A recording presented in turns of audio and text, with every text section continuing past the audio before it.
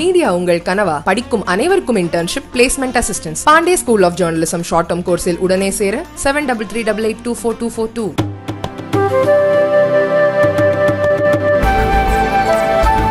Shri Asaduddin Owaisi ji. Thank you, Mr. Chairman, for giving the opportunity. At the outset, let me make very clear that I stand to oppose this arbitrary and a biased bill which the government is bringing in to ensure that the independence of Election Commission is finished forever. Sir, the reason I oppose this bill is because if voters start feeling like that the ECI is not an impartial and non-partisan body, the legitimacy of our democracy comes into question. Sir, this bill overturns a Supreme Court constitutional bench judgment on appointment of CEC and ECs. I agree Parliament has been given this right under Article 324, but I submit that the parliamentary powers is not a power to defeat the purpose of Article 24, but rather to further its purpose. Its purpose is to ensure that an independent and impartial body. But this bill is being brought in to create an election commission which will work in the shadow of the Prime Minister Shri Modi. The search committee and the selection committee, a total of 6 people are involved in 2 stages. And out of these 6 people, there is only one independent person, that is LOP. Every other person is either part of the ruling party or officers who are serving under the government.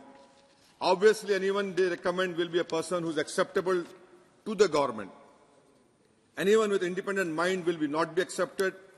The allegation of bias will be difficult to defeat, sir. What is the problem the Prime Minister, Mr. Modi, has in having Chief Justice of India as part of the committee? The government has given no reason to exclude the voice of legislature and judiciary from the appointment. The appointment process, sir, is now in fully control of the executive, that is the Prime Minister. Having CJ in the committee will add legitimacy to ECI in the eyes of the public. By bringing such a legislation, you are ensuring that the legitimacy which the ECI enjoys now, it decreases in the eyes of the common people. Sir, what is worse, sir, Chairman, sir, under Clause 8.2, the selection committee can recommend the name of any person, even if they are not part of the list of names provided by the search committee. So what will the law minister do?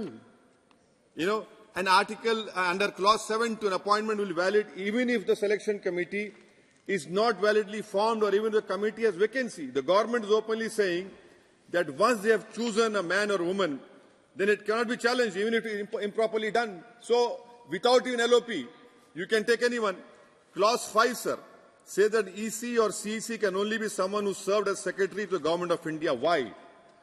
Why only secretary? Why not expand eligibility criteria to include anyone with knowledge and experience of how elections are conducted?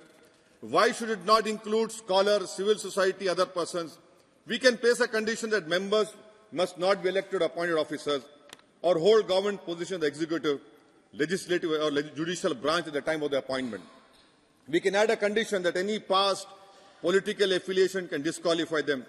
But to limit the appointment, sir, to the people who are secretaries of Government of India, the government is basically saying that so long as you are faithful to us, we will ensure that you get a rightful post under the executive.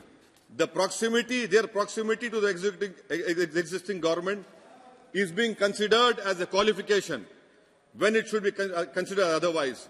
So proximity and faithfulness and capitulation are very important for anyone to become or to get all these posts. Now come to Clause 6, Chairman, sir. It provides a search committee must be constituted under the chairmanship of Law Minister. Now who will appoint the 2 other persons? Will it be the Law Minister? Why create this facade? You know, say openly that the Prime Minister will appoint and get done with it. The law is unclear on who will appoint this committee, who will appoint the other 2 persons. More than this, it is obviously a political process with no independent or impartial voice to suggest names other than those who are acceptable to the Honorable Prime Minister. May I suggest, sir, that the Standing Committee for Law and Justice should participate in the process. If you don't want the committee to prepare the list, let them at least collect recommendation or nomination of eligible people. Let the committee at least interview the people who the search committee recommend.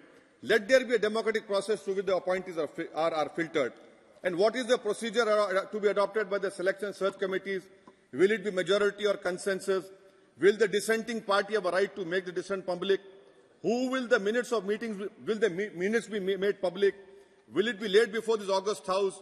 Will both the committees provide reasons for recommendation? All of these requirements must be part of the legislation. There should be complete transparency in who's appointed, who's not. Now, clause 16, Chairman, sir. Look at this clause 16. It provides a blanket immunity to EC and CEC from any proceedings for any act done in the course of the duty. I mean, for example, if they have done a patently illegal thing, shouldn't the High Judiciary have a chance to assess their merits and hold this person accountable? Why is it that you're doing this? I mean, and who are they? No one is holy cow in democracy. There should be right to, even if the Prime Minister does anything wrong, he's subject to correction by judiciary. Now, sir, a constitutional bench in Anup Baranwal, I am just reading paragraph 9, sir. I know I have limited time. In paragraph 9, the Supreme Constitutional Bench Supreme Court says, the executive alone being involved in the appointment ensures that the commission becomes and remains a partisan body and a branch of the executive. The independence of the commission is intimately interlinked with the process of appointment. Paragraph 165, the Constitutional Bench says, he must be chosen, the election commissioners must be chosen not by the executive exclusively and particularly without any objective yardstick. You are completely doing what the Supreme Court has said. Now, sir, read the paragraph A of the Constitutional Bench judgment. Like the judiciary, the election commission must display fearless independence in the absence of norms regarding the appointment. A central norm, institutional integrity is adversely affected. An independent appointment mechanism will guarantee eschewing of in the prospect of this bias. So, sir, Dinesh Goswami Committee on Electoral Reform 1990 said the same thing. They said, have for CEC, Chief Justice, Leader of Opposition should be there. Then for Election Commissioner, Chief Justice, Leader of Opposition, Lok Sabha should be there. National Commission to Review Working of Constitution Report 2002 said Prime Minister, LOP, Leader of Opposition, Rajya Sabha, the Speaker of Lok Sabha and the Deputy Chairman should decide who should be made CEC and ECs. Law Commission Report 255, headed by Justice A.P. Shah, said that the appointment of all ECs and including CEC should be made by President with a 3-member collegium or selection committee consisting of Prime Minister, Leader of Opposition, Lok Sabha, and the Chief Justice of India. What did Baba Saheb Ambedkar said, sir? I mean, you don't have any regard for Baba Saheb Ambedkar. The Prime Minister and all of you say, Baba Saheb Ambedkar, this, that. But what about you? What did Baba Saheb say? Baba Saheb Ambedkar said on June 15, 1949, sir. I'm reading only few lines of what great Ambedkar had said, who I feel was the tallest leader India has ever produced. He was more taller than Mahatma Gandhi also. What Baba Saheb Ambedkar said, in every early stage of the proceeding of Constitutional Assembly, a committee was appointed to deal with what are called fundamental rights. The committee made a report. The committee made a report that it should be recognized that independent elections and the avoidance of any interference by the executive in the election to the legislature should be regarded as a fundamental right and provided for in the chapter dealing fundamental rights.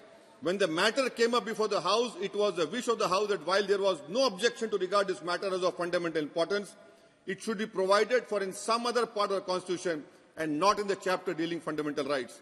Baba Sahib goes on and says, but the House affirmed without any kind of dissent that in the interest of purity and freedom of elections to the legislative bodies, it was of the utmost importance that they should be free from any kind of interference from the executive of the day.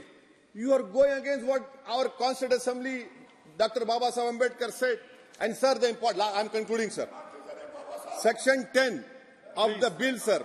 Section 10 of the bill provides the salaries of the EC and the CEC shall be equivalent to that of Cabinet Secretary. Why are you degrading it? Earlier, the salaries were equivalent to the Supreme Court judge. Why is the government doing it, sir? To control them. No, please. And I'm concluding, sir. Both important, sir. Because the salaries and benefits available to judge of Supreme Court can only be altered by Parliament.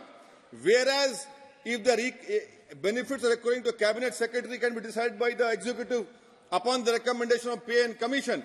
So, sir, this is very important that the Election Commission funds are not being drawn from the Consolidated Fund of India. Can the government change it? And that is why, sir, I feel that this will create a trust deficit in the eyes of people for CEC and the ECs. This will be wrong for our democracy, because if an impartial and non-partisan body is not there, then the legitimacy of our democracy comes into question, sir. That is why I stand to oppose the bill. I do not know whether the Honourable Minister has authority Sudhir to Gupta accept ji. this. And thank you, sir.